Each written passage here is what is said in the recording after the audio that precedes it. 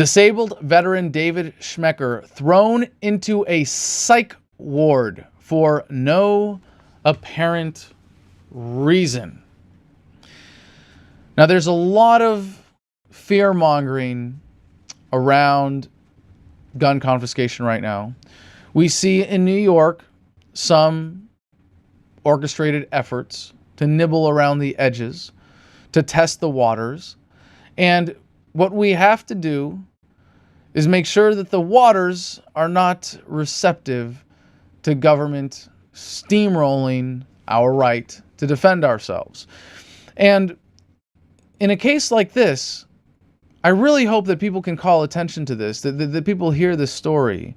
And I'm working on interviewing David Schmecker, and when we get him on this channel, he says he's open to it. We're working on Skype for him. We're going to get this whole story, but we're going to get just the basics out now, what you need to know, and the threat that this represents, so you can be prepared to fight back should a similar situation arise, and should there be similar government victims that need others to come to their defense, who care about liberty. David Schmecker, 50, is a disabled veteran with no psychiatric history who seemingly had his firearms confiscated and gun permit revoked in Connecticut for no apparent reason. It all started when he called the VA to get a follow-up appointment for a spinal injury. George Heminger of Survive and Thrive TV interviewed the distraught Navy veteran who explained his story. Schmecker says that when the VA called back to schedule the appointment, he was informed that the appointment would entail a visit with a psychiatrist and a psychologist on top of his physical therapy and pain management session. As noted by opposing views, quote, "It's not unusual for veterans to be asked to submit to psychological evaluation when requesting pain medication due to the high rate of addiction." Regardless, Schmecker refused the mental health treatment as he said the appointment was for a spine injury. He indicates that after his refusal, they never got back to me, and they still haven't. So you've got probably some just overzealous VA bureaucrat who put the kibosh on this one and said, oh, he doesn't want to submit? Never mind that he's exercising his rights as a patient. Just don't call him back. Screw him. Like, a guy just doesn't want, like, just wants to get what he earned in terms of healthcare from the VA, doesn't want the extra mental health check, just wants his pain medication. You would think that would be, you would still provide services. If you had no reason to be concerned that this person was a danger to himself or others, there'd be no reason to change policy. Now, most people who work for the VA, at least as medical service providers, take a pay cut and do a great job, but it's still a government-run bureaucracy. This is where it gets weird. Schmecker went to visit a friend to attend a church service. When he returned home 2 hours later, he noticed that the police had called his house. He returned the call and was told that their call was prompted by Schmecker's primary care physician, who wanted Schmecker to submit to a wellness check. The honorably discharged veteran of the Navy with no mental or criminal history said he thought this was peculiar and went to the police station to clear this all up. He waited for quite a while in the police station lobby after speaking with the receptionist and finally returned home, where he again called the police, who told him that they did not meet with him because they were called away. The police said that they could meet Schmecker at his house, and Schmecker said he did not want police cars in front of his property and that he would be happy to meet them at the end of the street. He proceeded to take his truck to the meeting spot. Schmecker indicates that he was calmly just sitting there waiting, and half an hour later the police arrived. At this point, he says the police immediately commandeered my vehicle and said, "You are not going anywhere. We are going to take your vehicle to your house. You are going to let us into your house. We are going to take your weapons, and you are going to a psychiatric evaluation." He was stunned but did not dare to resist, as he said he would have put himself in a worse situation. Schmecker continues to say that the police searched his house. Did they have a warrant? How is it possible that a law-abiding citizen who simply refused a mental health evaluation for a spinal injury has his home searched, his weapons confiscated, and thrown into a psych ward? Schmecker was released 2 days later from the evaluation on my own recognizance. Now, it really could be a glitch in the Matrix. I mean, if anything else, it's just one more reason to get out of the Matrix, right? But it could just be, hey, you had one overzealous VA bureaucrat was having a bad day, decided to take it out on this guy, threw the book at him as best he could, exercised his authority to say this is we need a wellness check, we believe this person is mentally unstable, to fabricate this cause. And so how do the police react? Well, they go and they take their guns. They go and they go in with full force. They go in with their guns there, ready to be deployed against someone who has had given them no reason whatsoever to initiate force against him. He said, I have since attempted to use the courts and attorneys to fight the revocation of my pistol permit. Then on top of everything else, the bills from the short stay at the hospital and EMS bills that they billed me, along with what I had to pay the attorney, adds up to a large amount of money.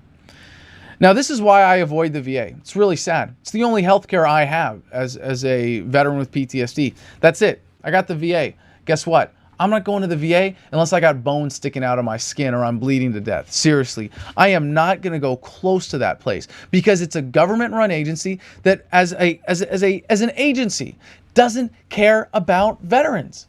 They came up with during after Vietnam, the policy, disabled American veterans, and I heard this from a Vietnam vet working from them. He said the policy of the VA might as well be delay, deny, and wait for them to die. And that's about claims for disability. If you're a vet and you come home from war and you're really screwed up and you're incapable of functioning, and you say, hey, I need a little, I'm due some compensation and I need some help caring for my injuries or disabilities sustained through my service. Well, you have to submit to this bureaucracy. And frankly, it's more trouble than it's worth. It's more risk than it's worth. And it's really sad that the nature of that is what's driving veterans away from VA care. Because now veterans, and you know what, for all the veterans out there, you should know this. Really, know this. Any information you give to the VA can be used against you with the police. And they will not hesitate to call the police. And if you're a gun owner, and even if you don't have PTSD, you have no history of mental illness whatsoever, if they want to stick a finger in your brain because they're giving you pain meds and you refuse, this is a possible outcome. And I hate to tell fellow veterans this because I've adopted this policy to avoid the VA as much as possible. But you really should too. And it's sad that this is how the American people thank those of us they call their heroes. You come home and you get the VA. This story is perplexing on many levels. Oh, by the way, that delay, deny, and wait for them to die. If you can deny a claim, it's delayed through an incredible appeals process. And I don't know what the number is now, but when I was actively working on veterans' mental health issues just a couple of years ago, it was around 1 million. We go up and above and below 1 million claims backlogged in the system. And as a veteran, if you come home and you file a claim like, hey, I got my legs blown off, I'm kind of due some compensation here, it could be years just in the normal disability process. If you have one I that's not dotted or T that isn't crossed in your forms, it's a ridiculous amount of government paperwork they make you fill out. You could just be denied. And this is the thanks that we get. This just shows how the government is there to pay lip service.